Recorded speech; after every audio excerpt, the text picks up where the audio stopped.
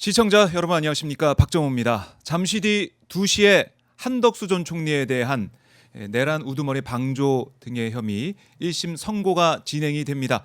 자, 이 1심 선고 현장 오마이TV가 여러분께 생방송으로 생생하게 전달해 드리겠습니다. 아직 1시간 정도 남아 있는데요.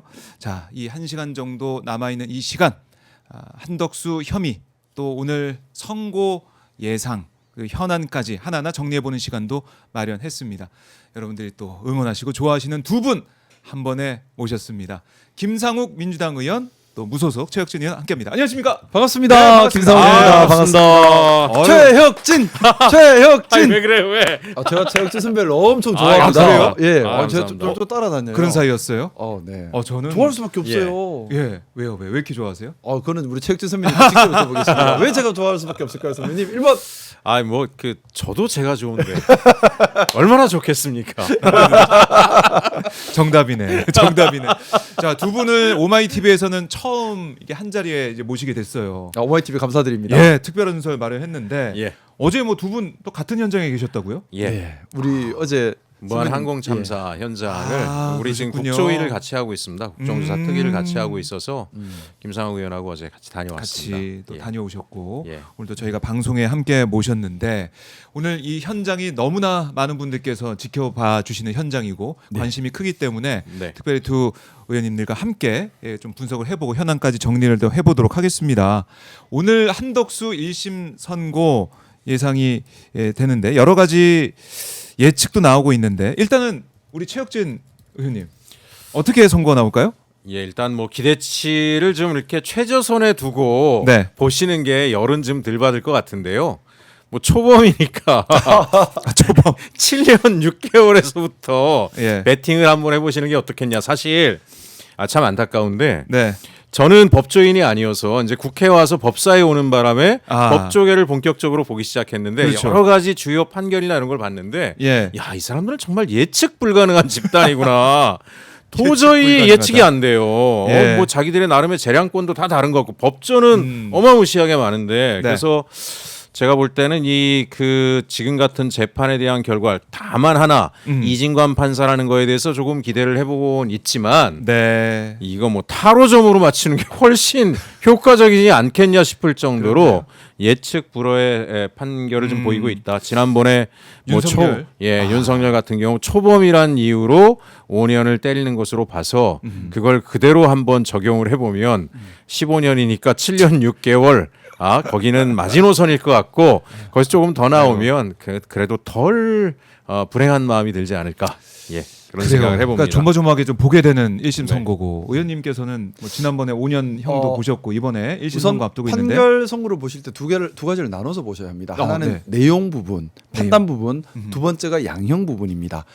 윤석열에 대한 첫 번째 재판에 같은 경우도 내용 부분은 네. 너무나 잘 나왔어요. 근데 양형이 5년밖에 안 나오고 그 이유를 초범 감경을 들어버리니까 우리가 황당했던 것이고 네. 내용이 잘 나왔던 것은 사실은 저는 이제 검찰의 기획이 아닌가, 특히 이제 박성재의 기획이 아닌가라고 의심을 가지고 있는 대목이 있는데 뭐냐면은요. 우리 내란죄 같은 경우는 원래 공수처에 직접 수사권이 없었습니다. 내란죄 원래 경찰에서 했어야 맞아요. 돼요. 근데 공수처에서는 직권남용에 대해서는 수사를 할 수 있고 관련죄를 수사를 할 수 있었어요. 근데 직권남용의 관련죄로 내란죄를 수사를 했던 건데, 근데 현직 대통령에게는 내란 외에는 네. 소출을 받지 않아요. 그러면 직권남용으로는 현직 대통령은 소출을 못하는 문제가 생겨버립니다. 자, 그럼 어떤 문제가 생기죠?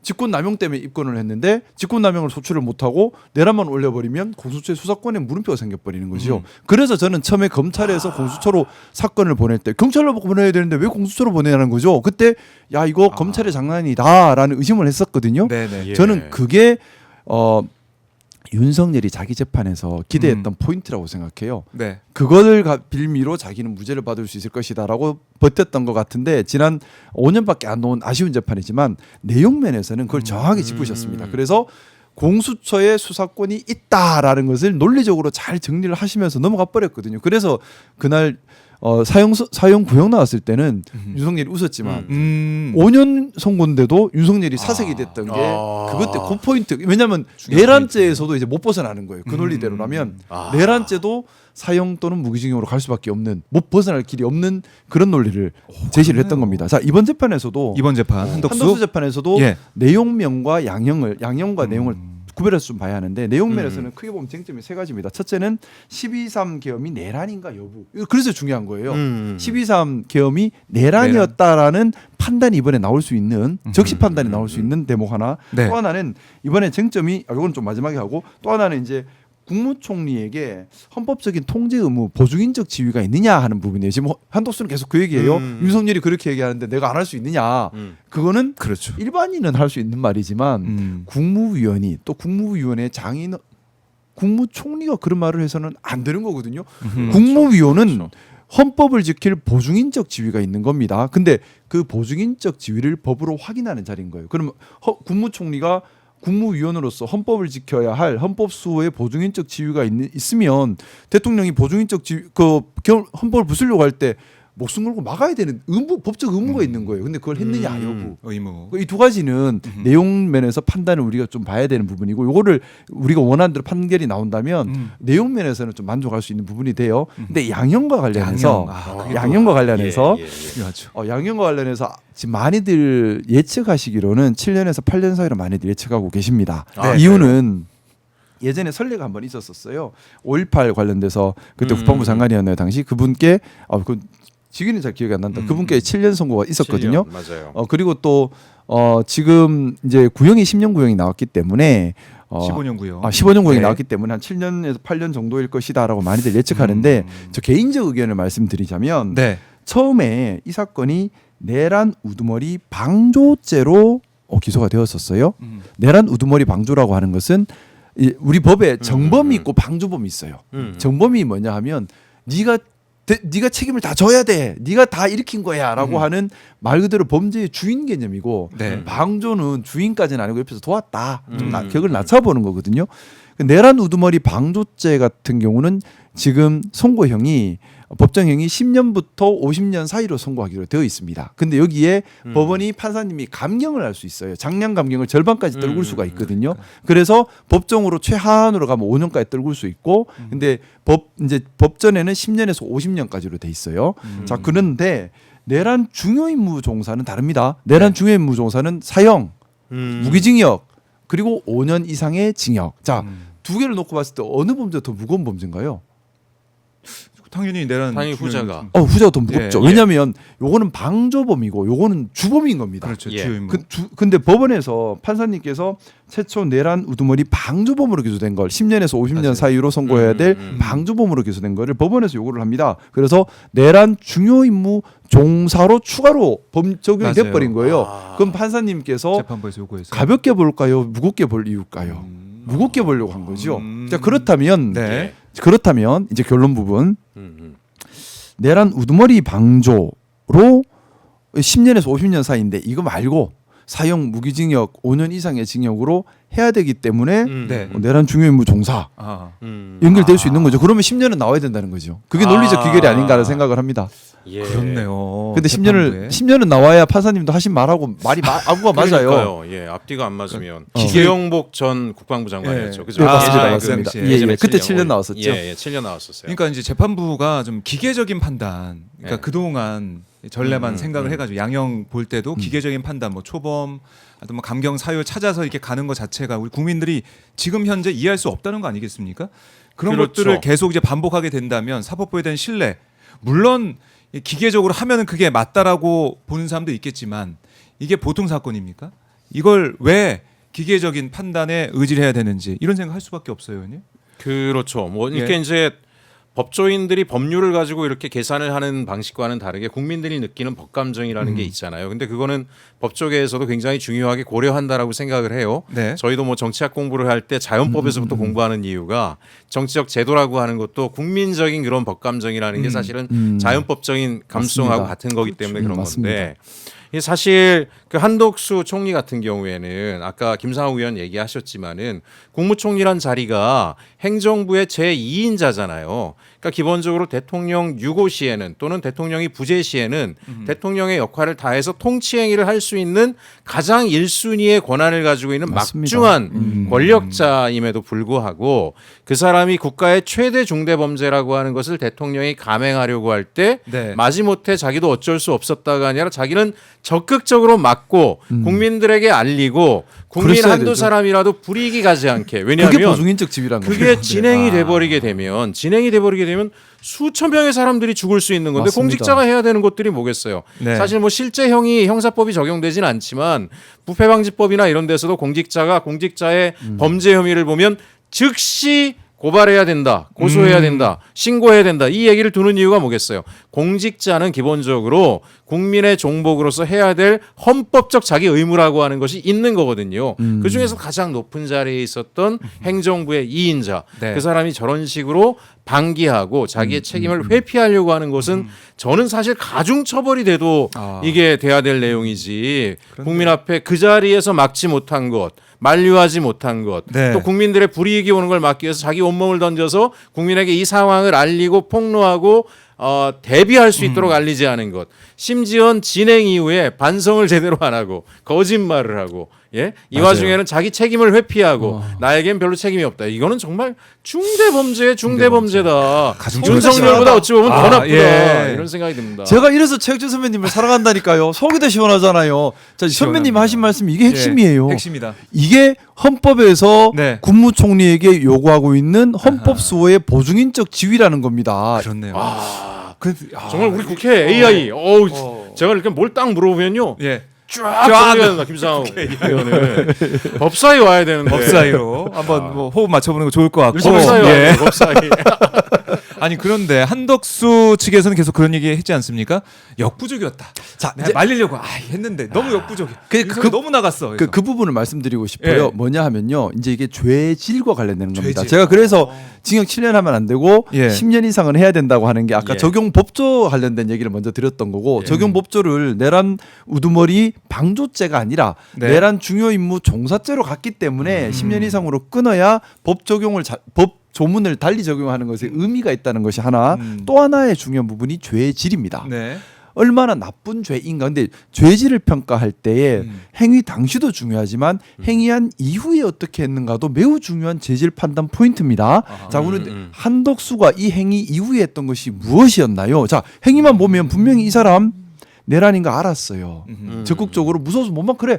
무서워서 당신은 역부족이었다. 근데 역부족이었던 것 자체가 제가 말씀드렸던 것처럼 헌법상 국무총리에게 부여된 헌법 수호의 보증인적 보증인. 지위를 하지 않은 것이라서 그 자체도 형사처벌 대상이지만 네. 그렇다 손치더라도 그 이유가 더 문제인 거예요. 그 이유 어떻게 했죠? 헌법재판관 임명 못하게 하려고 방해했죠. 그렇습니다. 윤석열 예. 지키려고 방해했죠. 그러네요. 결정적으로요 본인이 대통령까지 되려고 했어요. 아. 자, 이 과정에서 반성도 없고 예. 되돌아봄도 없었고 더 권력을- 국헌 질서를 왜곡시키려는 시도만 아하. 있었습니다. 자, 그러면 이걸 죄질로 평가한다면 너무나 나쁜 죄질인 거죠. 그렇네요. 그야말로 이제 악질이라는 판단이 나올 그래서 수밖에 없는 선배님 그러네요. 말씀처럼 그러네요. 가중처벌해야 돼요. 예. 그래서 10년 이상은 나와야 합니다. 10년 이상은 나와야 된다. 이게 이제 국민들의 목소리고 국민들의 요구가 아니겠는가 생각이 드는데, 근데 이런 생각도 들어요. 오늘 법정 구속이 되겠느냐, 돼야 되느냐, 뭐 이런 차원에서 어떻게 좀 예. 예상하십니까? 사실 저는 법정 구속하는 게 맞죠. 음. 거기에 대해서 어떤 명분이 또 실려서 풀어줄진 모르겠으나 아까 이야기한 것처럼 이 범죄라고 하는 것은 사실은 그렇잖아요. 우리 사람들이 누가 누굴 칼로 찔렀어요. 그거는 당한 사람이 명시적으로 명확하게 보이다 보니까 엄청난 범죄인 것처럼 사람들이 막 소스라치게 소름이 돋는데 이번 내란을 시도하다가 실패한 거잖아요. 그죠? 네, 우리 국민들이 근데 막아냈습니다. 문제는 뭐냐면은 대상이 전 국민이었고 음. 전 국민이 범죄로 인해서 고통에 빠질 수 있었고 네. 또 하나는 전 국민이 그 이후에 실질적으로 원인을 규명해 가는 것이 몇 순번을 거쳐야 되니까 어렵긴 했지만 소상공인들이 엄청나게 고통받고 문을 닫았죠. 주가는 폭락했죠. 네. 경제적 자산이 손실됐어요. 그 모든 책임이 거기 있는 거예요. 그것이 마사지가 돼가지고 칼로 직접 찔른 것처럼 보이지 않다 뿐이지 실질적으로 어제 우리 무한 참사 같지만 무한 참사 어제 가서 김상욱 의원하고 저하고 너무나 분노한 것이 뭐냐면은 막을 수 있는 사건이었던 거예요. 불법적인 구조물들이 만들어지면서 참사가 벌어졌고 네. 그 구조물이 있는지를 아무도 몰랐죠. 그런데 그 불법 구조물을 만들라고 사주한 사람, 또 그것이 불법인데도 불구하고 윗분이 시켰으니까 에이 모르겠다 가서 해버린 사람. 그러면 이 사람들은 거기 부딪혀서 죽는 장면엔 등장하지 않기 때문에 죄인이 아닌 것처럼 보여지는 효과. 한덕수가 직접적으로 국민들 한 사람 한 사람의 재산을 뺏거나 네. 이분들의 일자리를 뺏거나 망하게 하거나 뭐 이런 게 아니다 보니까 안 보일 뿐이지 실질적으로는 최고의 원흉 중에 하나거든요. 그런 사람들이 활개치고 돌아다니게 호텔에 가가지고 무슨 휴대폰 보고 앉아 있고 부인하고 와가지고 돈가스 먹으러 가고 이런 와중에 그런 사람이 돌아다니게 한다라는 것 자체가 국가의 기본적인 헌정질서뿐만 아니라 기강이 무너지는 거를 그대로 보여주는 겁니다. 그러니까 저는 사법부가 정말 단호해야 된다. 네. 반드시 법정 구속을 해서 국민 모두에게 행한 범죄를 단호하게 사법부가 처리한다라고 하는 걸 좀 보여줘야 된다 이런 생각입니다. 법정 구속 가능성, 필요성 말씀해 주셨는데 예. 어떻게 가능성은 우리 김상훈 가능성은 또 이제 법조인의 일단 두 가지 부분입니다. 예. 저는 좀 자꾸 기준 세워서 판단하는 걸 좋아하는 사람이라서 네, 네. 첫 번째 기준은 법원에서 법정 구속을 할 때 법정 구속 사유 왜냐하면 아직 확정된 건 아니고 1심에 불과하거든요. 그래서 법정 구속을 할 때 보통 법정 구속 사유로 보는 것이 범죄 성립이 명확하고 그래서 도주의 우려가 도주의 있는지 우려. 이런 예. 부분들을 보거든요. 그리고 또는 증거인멸의 우려가 네. 있는지 마찬가지로 이런 부분 보는데 한덕수 같은 경우는 자 이번 죄의 성립에 대해서 전 국민이 보셨습니다. 예. 사실은 적용법조를 어떻게 할 것인가 양형을 어떻게 할 것인가의 문제일 뿐이지 죄의 성립에 대해서 우리가 의구심을 갖는 사람은 없어요. CCTV도 그렇지 보고 다. 않습니까? 예. 그리고 관련된 쟁점은 지난 백대현 부장께서 다 정리를 해서 빠져나갈 길도 없어요. 이제는. 그러면 뭐 이걸 뭐 항소를 해서 방어를 해서 무죄가 나올 가능성이 없는 거잖아요. 그러면 형 살아야죠 일단. 네. 두 번째 도주의 가능성이 있죠. 도주가 왜냐하면 그렇죠. 좀 연세가 많아요. 이번에 네. 들어가면 영 못 나오겠죠? 예. 뭐 그럴 가능성도 있어요. 자 그러면 내가 내 노후를 그곳에서 보낼 수 없다 하고 도망갈 수 있죠. 충분히. 그것만해도 도주의 가능성은 아주 높죠. 그 도주의 가능성을 판단할 때 네. 중형이 선고되는지 여부가 중요한 도주의 가능성 판단 이유입니다. 아. 중형이 선고될 것 같으면 사람이 도망가 버리거든요. 그렇죠. 그럴 가능성이 크죠. 그러면 예. 이거는 지금 7년이든 10년이든 그 네. 이상이든 중형이지 않습니까? 한독수 입장에서는 못 나올 수 있다고 생각하기 때문에 도망갈 수 있다고요. 그러니 도망 못 가게 해야죠. 그러려면 법정 구속을 해야 돼요. 자 그리고 요거는 법을 좀 떠나서 다른 얘기인데 네네. 우리 최혁진 선배님께서 하신 말씀 이걸 저는 말씀드리면서 그 생각이 들었어요. 네. 사실 윤석열과 한독수의 기획이라는 것이 뒤에서 이 사람들은 책상 앞에서 했는지 모르겠지만 이 사람들이 내린 명령이라고 하는 것은 국민들을 총으로 위협하고 경우에 따라 총을 사용하라는 거였습니다. 살인을 지시한 거였어요. 국민을 상대로 그것도 한두 사람이 아니라 여차하면 정말 우리 80년의 아픔이 이 땅에 되풀이될 뻔했고 나아가서 자칫하면 네. 1950년에 6.25 같은 그런 전쟁이 이 땅에 올 뻔한 거예요. 얼마나 많은 사람들이 생명에 위협을 느꼈던 일입니다. 이거는 가벼운 사안이 아니에요. 그래요. 하나 뭐 이 이렇게 범죄 저는 또 그런 우려 중대성. 때문에도 예. 법정 구속을 해야 된다라고 보는데 음. 실제로 한덕수가 직무대행을 하면서 아까 네. 김상욱 의원이 얘기하신 것처럼 어쨌든지 간에 내란이라든가 계엄이라고 하는 상황이 빨리 타개가 돼서 국가가 정상화되게 하려는 게 아니라 이걸 어떻게든 은폐하고 그런 곳으로부터 자기들이 져야 될 책임들을 방기할 수 있는 조치를 하려고 아까 대선까지 얘기했잖아요. 네. 무슨 얘기냐면 자신들의 범죄 행위를 갖다 무마시키기 위해서 정치적 권력을 획득해서 그걸 찍어 누르려고 시도했던 거거든요. 네. 근데 바로 그 일을 했던 정당이 아직까지도 내란에 대한 분명한 반성과 사과와 책임을 지고 있지 않아요. 그 얘기는 무슨 얘기냐면 한덕수 같은 자가 바깥에 활개치고 다니면서 네. 극우 세력과 그런 정치 세력과에서 현 정부를 갖다 다시 공격하거나 또는 현 정치 질서를 훼손할 수 있는 것들을 얼마든지 획책할 수 있고 그로 인해서 내란 국면에 대한 정확한 그 일단 청산이라고 하는 것 자체를 방해할 여지가 저는 네. 지금까지 정황 속에서 있다. 그래서 이 내란범들에 대해서 그 이후의 행태를 볼 때는 감옥에 가둬놓는 것이 여러 가지로 국민적으로도 안심할 수 있는 최상의 조치가 아니겠는가. 일단 도망갈 가능성이 커요. 맞아요. 예, 예. 구속시켜놔야 돼. 도망갈 예, 가능성이 예, 커요. 네, 도망갈 가능성이 크다. 네. 근데 뭐 이 변호인단 쪽에서 그런 얘기 하더라고요. 피고인이 올해 77세다. 또 그래서 78세에 처가 있다.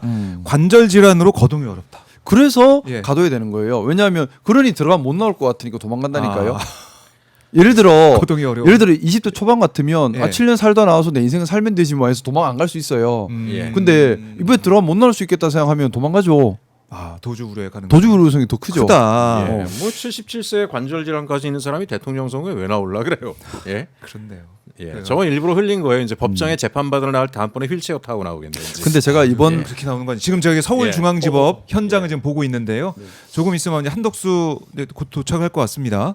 근데 제가 이번에 내란 관련된 선고들이 쭉쭉 나오고 있는 것을 보고 있으면서 네. 너무나 안타깝고 좀 속상한 게 하나 있습니다. 뭐냐면 내란 전담 재판부. 예. 왜냐하면 저는 뭐 계속해서 1년 내도록 하고 있는 얘기인데 내란 특검, 내란 전담 재판부, 내란 특별법 한 세트니까 같이 론칭을 했어야 된다. 이걸 작년 맞아요. 7월부터 기회만 다 한번 떠들고 있는데 아직까지도 내란 특별법이 아직 우리 눈앞에 못 보고 있고 내란 전담 재판부도 항소심부터 볼 수밖에 네. 없는 상황이긴 한데 제가 왜 이 얘기를 드리냐면요. 내란죄는 우리 헌법전에 규정되어 있는 죄 중에 제일 무거운 죄입니다. 그리고 전 국민의 생명과 신체에 위협을 주고 국헌 질서 말 그대로 대한민국의 나라 자체를 없애낼 수 있는 무서운 죄예요. 그러면 상식적으로 네. 이 큰 죄를 정확하게 판단할 수 있는 가장 신뢰받는 법관들이 가장 집중을 해서 판단을 해야지 국민들도 그 판단을 받아들일 수가 있는 거예요. 근데 그게 아니라 그냥 누군지도 모르는 판사님한테 뺑뺑이로 툭 던져놔 버리기에는 예. 너무 큰 사건인 거죠. 맞아요. 그래서 예. 지금 저는 초범 감경 그걸 볼 때 그 지난번에 백대현 부장님 네. 저는 내용적 면에서는 만족을 했어요. 근데 양형 면에서 황당했던 그러니까요. 거죠. 초범 감경이 내란죄 관련된 사건에서 있을 수가 없는 얘기를 하잖아요. 그러니까 이게 굉장히 이건 한동훈 사건도 황당한, 마찬가지예요. 네. 그래서 오늘 이게 양형 부분에 있어서 또 우리 국민들께서 실망하는 결과 나오지 않겠냐 우려도 되고 있는데 네. 지켜봐야 될 것 같고요. 지금 시간이 1시 23분, 잠시 뒤 2시부터 재판이 진행이 됩니다. 오마이 TV를 통해서 현장 상황 서울중앙지법의 지금 모습 보고 있는데요. 조금 있으면 아마 이제 한덕수 전 총리가 들어올 것 같아요. 앞에 들어올 것 같은데 진짜 휠체어 타고 올지도 모르겠네요. 한번 지켜봐야 될 것 같고 구속이 안 됐기 때문에 오늘 이렇게 법원에 나와야 됩니다. 자, 박정우의 스팟 실시간 보고 계신데 좋아요 버튼 한 번씩 눌러주시고요. 저희 생방송을 통해서 이따 한덕수 선고 현장 여러분과 함께 지켜보겠습니다. 실시간 함께 해주시는 분들이 기하급수적으로 늘고 있어요. 그렇습니다. 아까 첨시할 때 300명인데 예. 2,000명이 넘었어요. 오늘 김상욱, 예. 최혁진 두 의원 딱 보자마자 우리 최혁진 선배님은 국회에 빛나는 별 빨리 무당으로 오셔야 되는데. 제가 최혁진 선배님 모시고 법사위 가는 그날을 생각하면 예, 그날이 올 거라고 다음번 생각이- 의총에 가시면 꼭 예. 그 얘기를 의총장에서 의총장에서 얘기해달라. 그래요. 자, 여러분들이 생각하는 오늘 이 선고 형량 어떻게 되는지 댓글로도 한번 받아보겠습니다. 우리 국민들의 민심은 어떤지 시청자분들의 의견도 댓글 통해서 받아보도록 하겠고요. 좋아요 버튼, 또 오마이TV 구독 꼭 해주시면 고맙겠습니다. 자, 이제 현장을 지금 계속 이제 보고 있는 상황이고 오늘 보니까 윤석열 위증 혐의 첫 공판 기일이 있었네요. 그러니까 작년 11월 한덕수 내란 우두머리 방조 재판에 증인이 나온 윤석열, 그러니까 한덕수가 건의하기 전부터 국무회의를 계획한 것처럼 허위 증언을 했다, 뭐 이런 거예요. 그래서 특검에서는 윤석열 당초 국무회의 개최 의사가 없었다라는 건데 윤석열 쪽에서는 처음부터 국무회의를 열 의사로 국무위원들을 소집했다, 이게 맞서고 있는 상황이라는 겁니다. 그러니까 한덕수 건의를 받고 뒤늦게 국무회의 개최했을 거다라고 이제 보고 있는 그 시각에 대해서 윤석열은 반박을 하고 있는데. 이거 참 판단을 어떻게 해야 될까? 이거 누구 말을 믿겠습니까? 근데 두 사람 다 말에 의미가 없고 저는 윤석열이나 한덕수 재판을 보면서 두 사람 다 왜 이렇게 비겁한지 모르겠어요. 비겁하다. 그렇죠. 자기 잘못을 인정한 것도 한 번도 없었고요. 하다못해 남 탓 안 하는 것도 없어. 전부 남 탓이에요. 윤석열은 자기 부하 탓, 한덕수는 대통령 탓, 뭐 다 남 탓밖에 없어. 네. 내가 잘못했네 말 한마디가 그렇게 어려운가요? 참 저런 사람들이 어떻게 그런 자리에 있었는지. 저는 공인이라면 늘 제가 가진 생각이지만 대의가 있어야 되고 공심이 있어야 되고 진심이 있어야 된다 생각합니다. 이 세 네. 가지 마음이 없으면은 공인의 자격이 없는 거예요. 근데 이 두 사람한테는 찾아볼 수가 없어요. 그리고 그러네요. 국무회의가 진짜 의미가 있으려면 실질적으로 국무회의를 열어서 실질적으로 토의를 할 준비와 기획이어야 맞아요. 되는데 지금 보면 국무위원들에게 다 통지도 안 했어요. 통지도 안 했어요. 그러니까 이거는 전화해서 빨리 오라 그러고. 국무회의의 실질이다라고 판단할 수가 없는 거죠. 처음부터 없는 거죠, 예, 사실. 예. 아, 그렇네요. 그걸 통해서 확인할 수가 있다. 자, 무기징역 말씀 많이 하시네요. 우리 댓글을 네. 통해서는 무기. 근데 무기란 우리 얘기가 그렇죠. 많이 나오고 있습니다. 국민들께서 법을 잘 아시는 거예요. 지금 예. 능지처참 이런 거 없는 거 다 아시는 거죠, 이제. 예, 예. 그런 걸 아시기 때문에 무기로 얘기하고 있다. 자, 이 재판부에서 오마이 TV 좀 이 생방송 지금 김상우 의원과 최혁진 의원과 함께하는 방송 좀 보고 좀 예, 재판이 들어갔으면 좋겠다는 생각도 들고 이 댓글을 좀 보면서 우리 국민들의 생각이 어떤지 좀 알아봤으면 좋겠다. 기계적인 판단은 안 된다. 이렇게 좀 볼 수가 있겠습니다. 기계적인 판단은 절대 안 된다. 내란죄는 내란죄답게 내란죄답게 예, 예. 평가해야 된다라는 거 다시 한번 강조하겠습니다. 지난번에도 제가 말씀드렸지만은 네. 이렇게 국민 모두를 상대로 한 중대 범죄 행위를 한 거기 때문에 우리 5천만 이걸 국민. 어쨌든지 간에 제가 김상욱 의원하고 한번 상의를 법적으로 어떻게 네. 제도 변화를 해야 되는지 모르겠지만은 음. 국민이 선출한 수백 명의 배심원단 앞에서 재판이 이루어져야 됩니다. 그리고 그 사람들이 재판을 보면서 반성의 소지는 뭐든 보면서 국민의 법감정을 있는 대로 판사에게 제출을 해서 그게 양형에 반영될 수 있는 재판이 이루어져야 된다. 이게 이제 지난번에 전두환 재판도 사실 마찬가지였잖아요. 그 밑에서 전두환에 대해서 아무 얘기도 안 하던 그 판사분들이 네. 사실은 판결을 내릴 또 검사가 구형을 할 만한 권한이 없는 거예요. 네. 고통을 받고 싸워서 그 권력을 전복시키고 법정에까지 억지로 밀어놓더니 거기에 소위 말하는 조용히 복무했던 자들이 네. 그런 자들이 판결의 주체가 되는 권력을 억지로 창출시켰더니 다시 권력은 엘리트가 다 독점해버리는 이런 것들이 반복되는 것에 한번 이번 내란을 계기로 선을 한번 그어야 된다라고 저는 이제 두 가지가 있다라고 보는데요. 이 판결을 통해서 분명히 해야 되는 것은 그 공직사회 전반에 그런 게 있어요. 예를 들면 국민을 위해서 일을 했다가 뭔가 문제가 생겼을 때 내가 받는 벌과 그 부패한 권력이 나에게 부당한 지시를 했을 때 거기에 복무했을 때 내가 받는 벌을 따지고 보면 전자가 더 고통스러운 거예요. 그렇네요. 예를 들면 우리가 문재인 정부와 윤석열 정부만 비교해 놓고 봐도 문재인 정부 때 그제 국민과의 공약이죠. 정책이죠. 단지 그 정책은 불법 행위가 아니잖아요. 국민이 요구하는 정책인 거예요. 그거에 열심히 했더니 갑자기 정권 바뀌니까 전 정권에 복무했다는 이유로 온갖 괴롭힘과 옷을 벗고 쫓겨나고 사법적으로 불려다니고 네. 변호사 비용으로 억대 이상을 쏟아부어서 거의 재산을 탕감당하고 이런 일을 당하는 일들을 겪는데 네. 이제 보세요. 내란까지 저지르는 것에 복무한 자들은 해외로 몰래 도망가서 조용히 숨어 살고 이런 일들이 벌어지잖아요. 네. 심지어는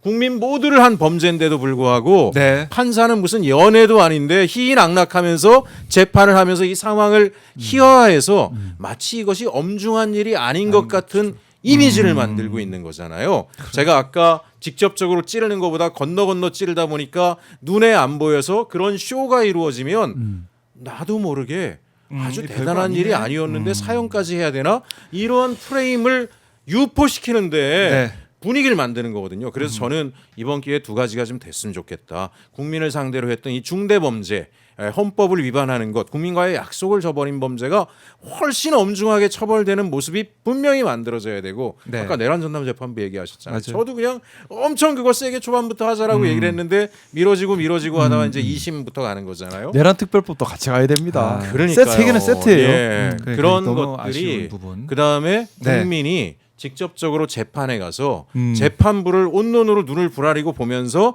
정말 국민의 법감정에 맞게 재판이 이루어지는지 검사들이 제대로 그 법정 안에서 자기 역할들을 하고 있는지 맞아요. 보게 해야 된다. 저는 그렇게 생각하고요. 네. 이걸 할 수 있는 법 개정안을 김상욱 의원과 한번 상의를 해서 그 법 개정안이 있다라면 한번 추진을 해보고 네. 싶습니다. 아우 저는 예. 듣고 있습니다. 정말 아우 속이 시원해. 속이 시원. 역시 우리 최혁진 사이다. 의원님은 네. 말씀하시면 어. 우리 국민들께서 묵은 이게 답답함을 확 풀어주시는. 그러니까요. 근데 진짜 중요한 말씀하셨어요. 뭐냐면 사법 권력도 국민이 주신 권력입니다. 그러면 그럼요. 국민 전체에게 위협을 가한 내란죄 같은 경우는 국민들의 민주적 통제가 반드시 있어야 맞아요. 돼요. 근데 그런 민주적 통제 없이 누군지도 모르는 법관 뺑뺑이 준 다음에 네가 알아서 해라 하는 것은 국민의 생명과 직결된 이 권리를 다 준 것처럼 돼버리거든요. 이거는 사실은 그래서 좀 이상한 거예요. 그래서 내란 전담 재판부도 필요하지만 그 내란 전담 재판부의 예. 구성하고 재판 진행함에 있어서 원칙적으로 필수적으로 배심원제로 그것도 그 배심원은 국민 전체적인 의견이 반영될 수 있도록 구성하는 거 저는 정말 그렇죠. 중요하다고 생각합니다. 예. 이번에 법을 선배님 같이 바꿔보시죠. 아 좋습니다. 저는 의기투합해서. 무조건 같이 하겠습니다. 예. 네, 국민들이 이 지금 바뀌어야 되는 또 바뀌어야 되는 상황에다가 바뀔 수밖에 없는 이 사법부의 모습 이걸 위해서 법 마련도 필요하다. 알겠습니다. 짝퉁님이 슈퍼챗 주시면서 두 분 의원님께 여쭤봅니다. 이렇게 질문 주셨습니다. 그 사이에 우리 또 보시는 예. 분이 우리 최혁진 선배님께서 쫙 이렇게 멋있는 말씀하시니까 확 늘었어요. 3,400명까지 예. 기하급수적으로 들고 있습니다. 역시 최혁진 의원과 김상욱 의원 오늘 합의 좋습니다. 다음에도 이렇게 좀 불러주십시오. 예, 저희가 계속해서 너무 한번 좋습니다. 짝꿍으로 파트너로 한번 계속 추진해 보겠습니다. 짝퉁님이 질문 주셨는데 이번 새로 시작하는 특검에서 김건희가 숨긴 컨테이너 수사 해가지고 찾을 수 있는지요? 제발 찾아주세요. 부탁드립니다. 이 간절한 소망을 담아서 전해주셨는데, 예. 그러니까 2차 특검에 대한 또 이렇게 희망을 가지고 앞으로 못 밝혀, 그러니까 지금까지 안 밝힌 이런 부분들도 밝혀달라 이런 소망이 있는 겁니다. 그 사실 이제 2차 특검 같은 경우에 예. 제가 이제 하나 걱정하는 것은 1차 특검에서 수사가 진행 중이었는데 미비했던 것들을 중심으로 2차 특검이 종합한다라고 했어요. 네. 근데 사실 1차 특검 진행 그 사이에 2차 특검 되는 사이에 여러 가지 추가적인 의혹들이 이제 터져 나오는 거예요. 네. 그동안에 권력이 무너지고 나니까 이거를 내가 증언을 할까 말까 하던 분들이 하나씩 툭툭 흘려주는 것들이 있단 말이에요. 지금 방금 이야기하신 것도 그 김건희가 받은 뇌물이나 뭐 이런 것들을 갖다가 미리 어떤 컨테이너 같은 거에다 실어가지고 은폐했다 이런 제보들이 좀 있습니다. 네. 의혹 제보들이. 이런 것들은 1차 특검에서 다루지 않았던 부분들이거든요. 그럼 2차 특검에서도 안 다뤄질 우려가 있는 거예요. 그래서 이제 저는 이 부분에 대해서 2차 특검이 이제 시작이 되면 분명하게 요구하고 싶은 것은 안 다뤄진 것들에 대해서 근데 이제 안 다룬 이유가 있어요. 한번 손대면 몇 개월 갈 것 같은 거예요. 특검은 90일 내에 또는 뭐 100몇십일 내에 끝내야 되는데 네. 컨테이너 쫓아다니고 하다가 며칠 다 지나 100일, 200일 다 지나가 버리면 어떡하지? 그럼 저는 이제 그 경우에는 처음부터 아예 쭉 진행하다가 추가적인 의혹이 계속 발생되는 것은 국수본으로 이첩을 한다라든가 이 방침을 명확하게 세워놓고 가고 네. 민주당 차원에서도 그 부분을 좀 명확하게 해서 2차 특검까지 했으니까 모든 건 여기로 종료하고 끝난다 네. 이렇게 가지 않았으면 좋겠다라는 생각입니다. 그렇네요. 제가 예, 늘 했던 의원들. 말씀입니다. 네. 뭐냐면 이게 꼬리 끊기나 아니면 희생양 만들어서 마무리 짓겠다가 돼서는 안 되고 발본색원을 해야 됩니다. 발본색원을 하려면 맞아요. 사실은 특검만으로는 한계가 분명히 있어요. 왜 특검이면 다 될 것처럼 생각하시는데 아닙니다. 특검이라서 예. 도리어 한계가 많아요. 어떤 한계가 있냐면 장기 수사를 못 합니다. 선배님이 딱 지적하신 그 성과를 내야 부분이에요. 되고 하니까 그 결과를 90일 안에 만들어야 마무리 되니까. 지어야 되고 그래서 특검이라고 하는 것은 기본적으로 원칙적인 상식적으로 원래 하는 제도적 수사 범위 안에서 못 해내는 걸 집중적으로 해 들어가는 거거든요. 테마를 잡아서. 그래서 저는 국수본 안에 특별수사본부 같은 것들을 하나 꾸려가지고 왜냐하면 이게 장기적으로 다 장기적으로 갈 수밖에 없는 사안들이에요. 지금 컨테이너 안에 예를 들어 컨테이너가 발견돼서 그 안에 뇌물들이 발견됐으면 그걸 끝일까요? 아니요. 그 뇌물 누가 줬지? 그 뇌물의 대가는 뭐였지? 누가 관련돼 있지? 계속 들어가야 되는데 이거는 사건 하나 물었다 하면 네. 1년, 2년씩 그건 시간이 걸리는 일들입니다. 그렇기 때문에 그렇다고 1년, 2년 시간 걸린다고 묻어둬서는 안 돼요. 그러면 다른 사람들은 다 야 해먹을 거 해먹고 한두 사람 처벌받으면 괜찮네라는 선례를 만들어주는 거거든요. 그래서 시간이 걸리더라도 반드시 다 발본색원 한다라는 강력한 국가기관을 세워야 되기 때문에 저는 기본적으로 네. 특검과는 별개로 국수본에 특별수사본부 같은 것들을 만들어서 마무리를 끝까지 지어야 한다는 생각을 좀 가지고 있습니다. 네, 함께 가야 된다. 네. 그러니까 컨테이너 말씀하신 게 어쨌든 김건희가 이제 받은 여러 가지 고가의 뭐 명품이나 이런 것들이 있는데 그것뿐이겠느냐? 현금이 하나도 안 밝혀졌다는 게 말이 되느냐? 이번 2차 특검에서 그것까지 하나하나 밝혀내야 된다. 이런 바람을 가지고 계신 거예요, 짝퉁님이. 환수 꼭 해야 된다. 그럼 언젠가는 찾아서 환수하실 거죠? 이렇게도 말씀 주고 계신데 아마 이 의지를 가지고 수사기관에서 특검을 포함한 뭐 국수본, 뭐 특별수사본부나 이런 데 시간이 많이 설명한다. 걸리는 일이기 때문에 그래요. 네. 그러니까는 네, 지금 네. 뭐 목걸이 하나 등장했다. 그걸로 끝이 아니라 그건 이 목걸이를 누가 줬고 준 대가는 뭐였고 네. 그를 통해서 또 누구를 소개해줬고 이렇게 하면 보통 일반적으로 형사 수사하면 요걸 거 한 건 가지고 1년이 걸리거든요. 그렇기 때문에 그렇죠. 좀 체계적으로 좀 그런 부분이 필요하다고 말씀드린 체계적으로 겁니다. 알겠습니다. 2차 특검에 대한 우리 국민들의 소망, 바람, 기대 큽니다. 이재명 대통령이 오늘 신년 기자회견을 했습니다. 뭐 내용 보신 분도 계시겠지만은 보면은 2차 특검에 대해서 이번 지방선거에 영향 크게 안 미칠 거다 이렇게 말씀을 또 하셨어요. 그러니까 이 야당에서 이거 또 지방선거 앞두고 또 이렇게 하는 거 지방선거용 아니냐 이런 주장도 하다 보니까 예. 이재명 대통령 그거 아니다. 그거 아니잖아요. 누가 보더라도 의혹들이 남아 있으니까 그렇죠. 바로 여기서 하는 건데 그렇죠. 선거용을 또 의혹을 제기하고 있다. 이런 거기에 대해 이재명 대통령이 얘기를 했고 그 다음에 이제 또 눈에 띄는 부분이 여야 뭐 지금 상황이 장동혁 대표가 단식도 하고 있고 네. 7일째죠.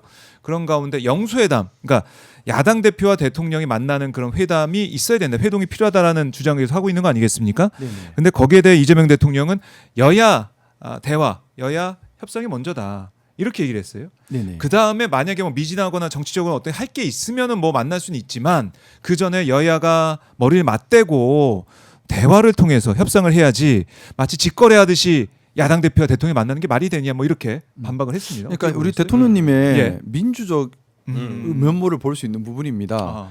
민주국가면 네. 제가 늘 그 얘기 하지 않습니까? 무오류의 지도자를 바라면 그건 독재국가라고요. 그리고 지도자에게 권력자에게 모든 것이 집중되는 것도 사실은 옳지 않아요. 민주적인 자생적 시스템이 돌아가는 게 중요하거든요. 자 그러면 정치에서 자생적 민주적 시스템이라는 게 뭘까요? 일단은 다양한 논의가 국회에서 벌어지는 겁니다. 정당 간에 다양한 논의가 일어나고 그것이 어느 정도 좀 완료가 됐을 때 그게 정당성을 가지고 이제 그걸 실제 실행하는 행정부가 이제 접촉하면서 구현해 가는 과정인 거거든요. 근데 맞아. 예전 박정희 때나 전두환 때는 어땠습니까? 대통령이 그냥 왕이 돼가지고 국회한 내가 이거 할 거니까 국회는 명분 만들어 이래버리잖아요. 이게 반민주인 거예요. 근데 우리 이재명 대통령님께서는 그래서 내가 할 수 있지만 해서 그거는 민주적이지 않으니까 국회에서 먼저 여야 간의 틀을 만들어 봐라라고 하는 아주 중요한 테마였고 또 하나는 사실은 저희 이재명 대통령님 어떤 말씀하실 때마다 제가 깜짝 놀라는 게 제가 평소에 막 생각하고 있는 거를 똑같이 말씀하셔가지고 야 내가 참 그래도 생각 이만치 해도 내가 따라가고 있거나 생각도 예. 들기도 하고 참 반가운 마음이 많이 드는데 오늘 담화하시면서도 두 가지 부분 또 추가적으로 그런 부분 좀 중요하게 방점을 찍으신 것이 이제 창업 중심 생태계로 전환돼야 된다. 시민사회 자율적인 생태계를 만들어야 한다. 이게 다 민주적인 얘기예요. 민주사회라고 하는 것이 시민의 자율적 생태계가 없으면 네. 어떤 문제가 생기겠습니까? 권력자에게 종속되는 문제가 생겨버리면 반민주 사회가 되면서 효율이 떨어지고 국가가 이상해져 버립니다. 그렇죠. 근데 거기에 대해서 권력자지만 권력을 내세우는 게 아니라 시민을 주인으로 올리고 민주적 생태계를 만드는데 계속 집중하시는 거거든요. 정말 민주 지도자로서의 면모를 바닥에 깔고 이렇게 계속 얘기를 하시는구나 생각해서 참 저는 반가웠어요. 네. 그러니까 지금 국민의힘에서는 장동혁 대표 이제 단식을 하고 있고 2시에 뭐 의총도 한다 그래요. 7일째 접어든 장동혁 대표 이제 건강이 또 안 좋아졌기 때문에 이걸 좀 마무리할 수 있는 그런 계기를 좀 만들려고 하는 게 아닌가 싶기도 배고플 하고. 거예요.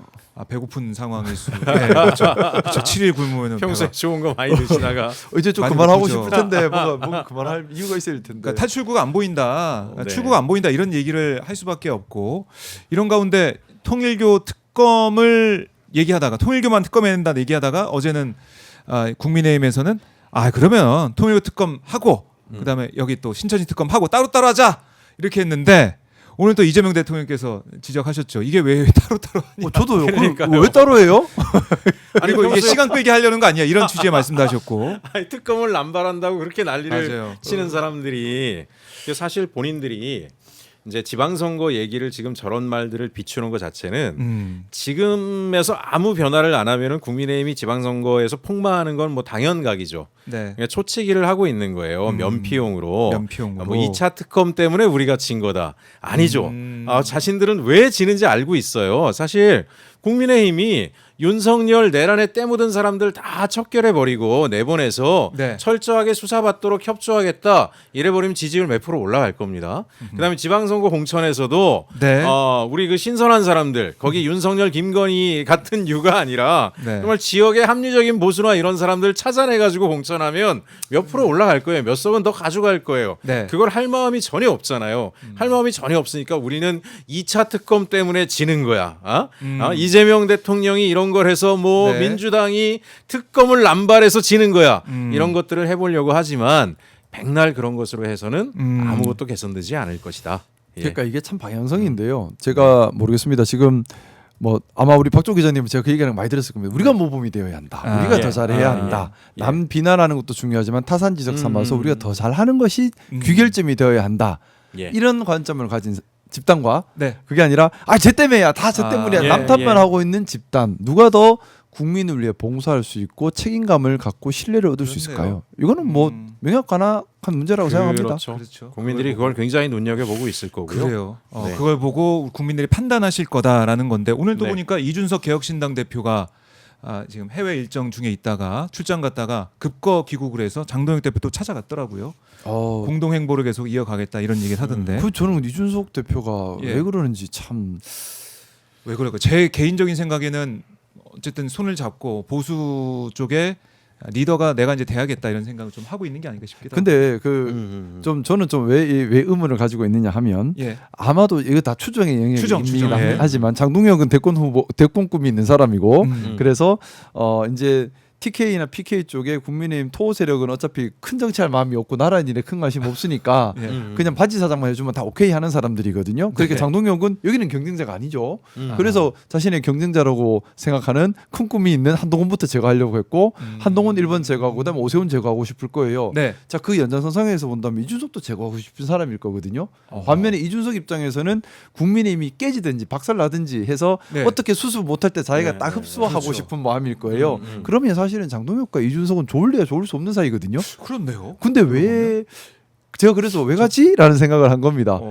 중력에 끌려가기에는 이준석 입장에서는 예. 그럼 이준석도 나름의 많은 또 셈법을 굴리고 있다고 볼 수밖에 없는데 아마 이준석이 장동혁을 보러 간 것이 장동혁 입장에서는 반갑지 않을 수도 있죠. 아하. 그렇네.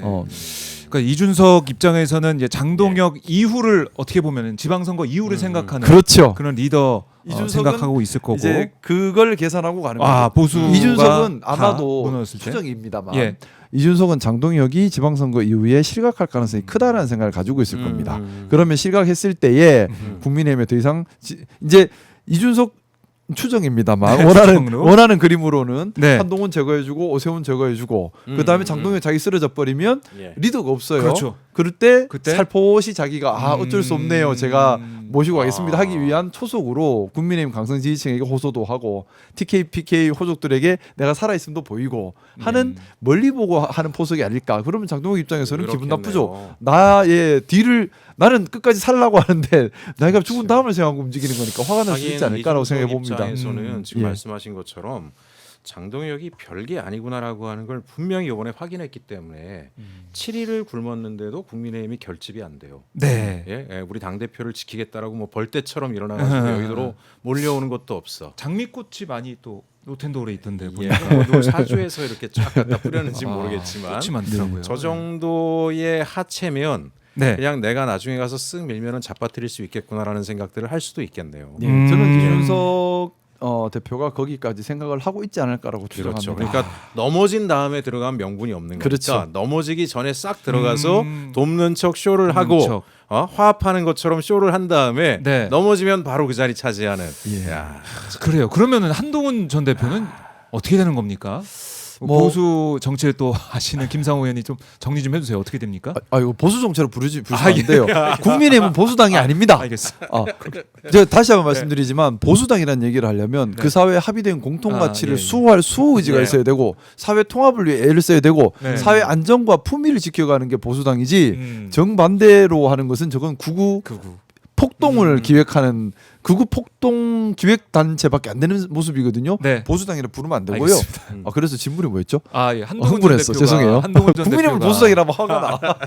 한동훈 전 대표가 이 장동혁 대표를 보러 오느냐 안 오느냐 또 이걸 가지고 또 여러 가지 말이 많더라고요. 한동훈 어떻게 할 것인가? 예. 지금 한동훈의 마지막 희망은 예. 드디어 등장했습니다. 한동훈 이 대표와 함께 손을 잡았던 한덕수 전 총리가 지금 들어오고 있어요. 현장 가보시죠.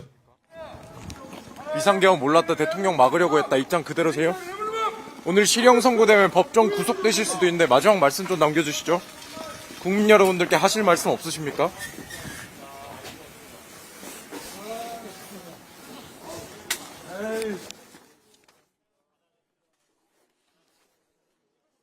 예, 아까 저 변호인 쪽에서는 관절에 좋지 않다고 했던 것 같은데 잘 걸으시는데요? 굉장히 잘 정말 걸으시는데요? 빠르게 걸어서 안으로 이제 들어갔습니다.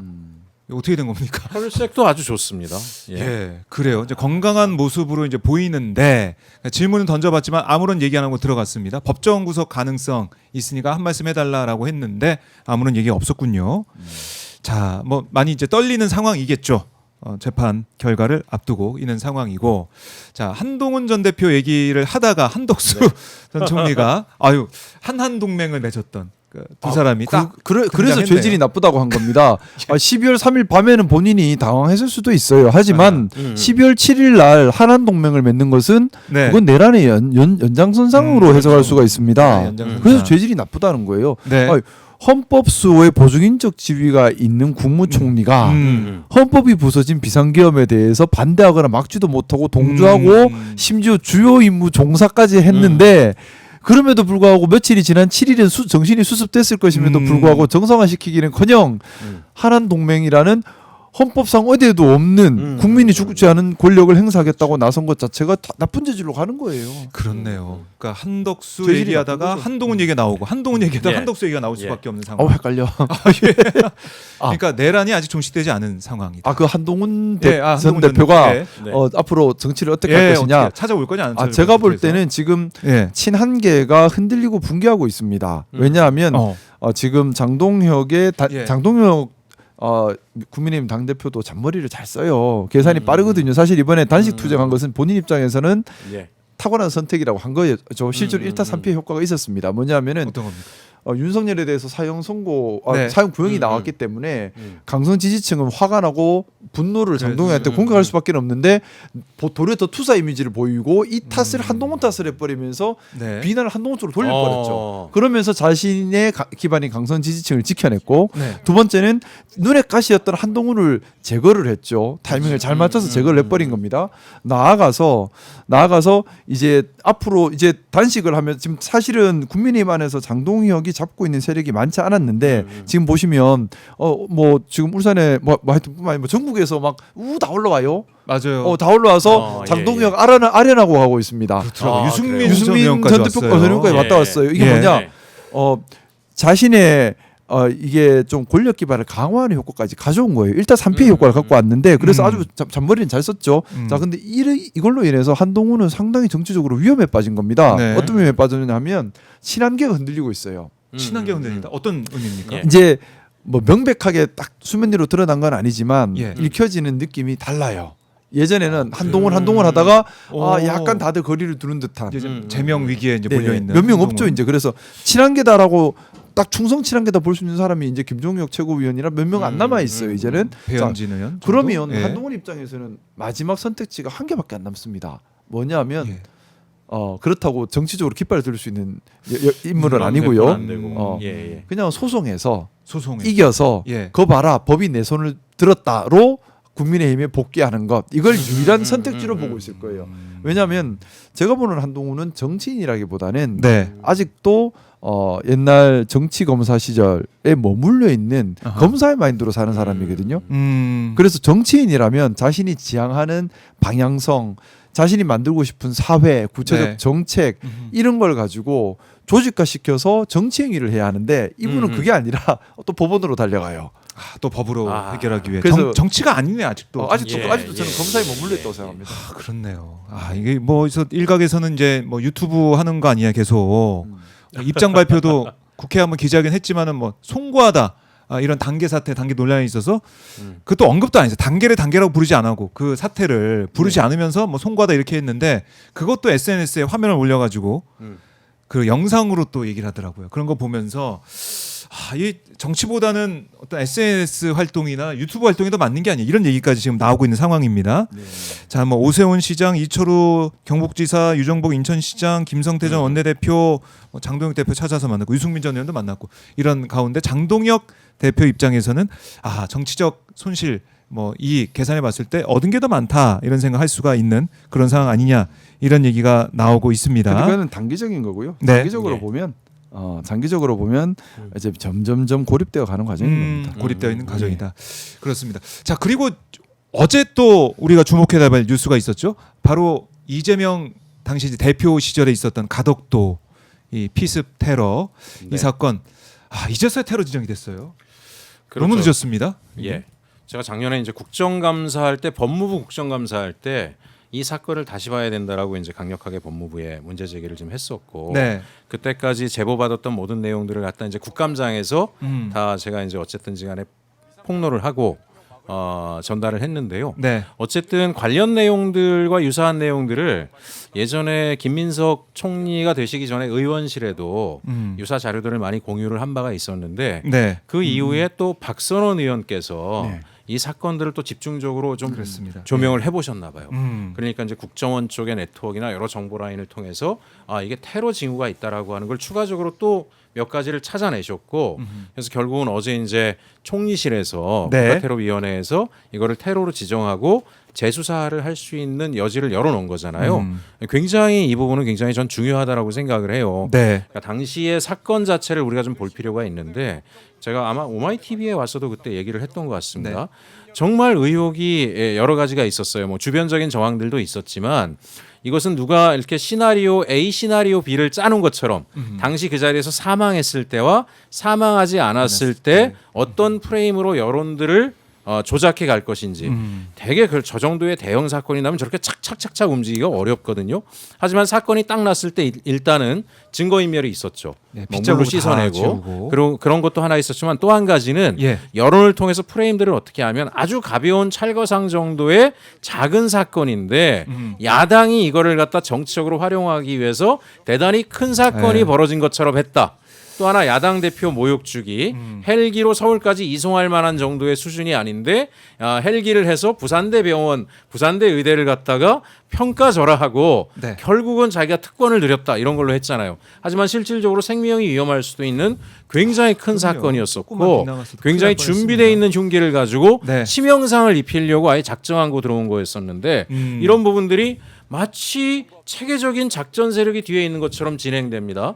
그러다 이제 결국은 그거를 받아들여서 테러가 아니라 개인적인 수준의 그냥 자기 감정 충돌에 의한 사건이었다라고 톤다운 시키고 네. 15년 구형인가 받았죠. 지금 15년 다 선고 끝났습니다. 받았죠. 예. 끝났죠. 예, 그렇게 해서 15년으로. 덮어버렸습니다. 예. 그러나 이제 그 이후에 여러 가지 이제 정황 증거들이 계속 나왔었어요. 그러니까 이제 김건희와 가까이 있었던 모 인사가 이건 뭐 김건희 쪽에서 테러를 하라고 사주했다라고 하는 증언도 녹취록도 나온 적이 있고, 그다음에 김충식 씨 같은 사람의 메모 속에서도 아산 배방면 그때 이제 부동산 관련된 이야기나 추가적인 내용들이 나왔었는데 저는 박선원 의원이 추가적으로 그거를 집요하게 파신 건 굉장히 잘하신 것 같고 네. 김민석 총리께서 결단을 잘 내리셨고 위원회를 통해서 그 증거 자료들이 나왔으니까요. 네. 집중적으로 파야 된다. 그래요. 이제 이 배우가 있는지 이 여부부터 해서 참 이상한 상황들이 한두 가지가 아니었는데 예. 이걸 하나 들여다봐야 된다. 국민의힘에서는 이렇게 얘기를 했네요. 국가 1호 테러 낯뜨거운 셀프 헌정이다. 이런 반응이 국민의힘에선 나왔습니다. 이게 어떻게 낯뜨거운 셀프 헌정이라고 보는지 많은 분들이 의아하게 생각하실 것 같은데 예. 배우 왜 김진성은 그렇게 열심히 자기 사무실에 벽이 뚫릴 정도로 예. 열심히 연습을 했는지 그 사람을 내려다 준 그 벤츠 운전자는 정말 누구고 어떤 연관이 있는지 그다음에 왜 국가기관에서 이걸 그 열상으로 어떻게 보면은 좀 축소시키려는 노력을 했는지 김상민 검사가 국정원에서 왜 그런 보고서를 작성했고 그게 또 총리실로 넘어가게 됐는지 궁금한 게 많습니다. 그렇죠. 그리고 그 김상민 검사의 승진권이나 네. 여러 가지 공천권에 대해서 왜 김건희가 챙겼는지, 그 다음에 2000년대 초반에 아산군 배방면이 김건희 일가가 최초로 부동산 대규모 투자를 통해서 시세 차익으로 떼돈을 번 지역인데 최은순. 그 지역에서 김진성 씨가 부동산을 하고 있었고 네. 또 지금 현재 제보된 내용으로는 그 김건희 일가가 그때 경매를 통해서 산 그 공장 부지죠. 그 터 나중에 이제 시세차익 100억을 올립니다. 그 부동산을 관리하는 김모성 씨라는 분이 있는데 네. 이분이 김진성 씨하고 같이 긴밀한 관계로 그 한 지역에서 유대를 가지고 지냈다라는 거잖아요. 이거 전체를 갖다 다 우연이라고 해버리면 할 말은 없어요.